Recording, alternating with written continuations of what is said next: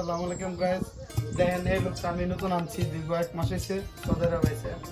আমার ইতিমধ্যে আমি প্রায় 2 থেকে 300 লোক আনছি যারা আসছে। আমি আগে ভাই আমি প্রতি মাসে 2টা ভিসা সেল করি। কথা হলো সৌদি আরবে অনেক মানুষই আসে, কাজ নাই দেখি কান্নাকাটি করে, আমাদের কাছে ফোন আসে, আমাদের আত্মীয় স্বজন আছে, কিন্তু আমি যাদেরকে আনি ভাই আগে কাজ ঠিক করি। আমি এক কথা বলবো না যে কফি শপের কাজ কথা কয়ে এনে মরুভূমিতে কাজ দেবো। আমি ওরা বলছি যে ভাই তোমার কি কিছু কফি শপের কাজ না? বেতন কইছি 1800 টাকা। 1800 টাকা দিছি নি? আকামা 15 মাসে দিছি নি? 1 মাসে বেতন পাইছি নি 1800 টাকা। 14 ঘন্টা ডিউটি, ক ঘন্টা ডিউটি?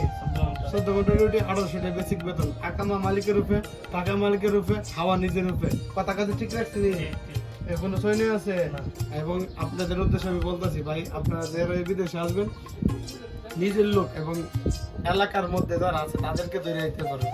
আসেন তাহলে ভালো হবে, কারণ টাকাটা যদি আপনি ব্যাক পাইতে চান, যদি সৈন্য করে তাহলে অবশ্যই আপনি দালালকে ধরতে পারবেন।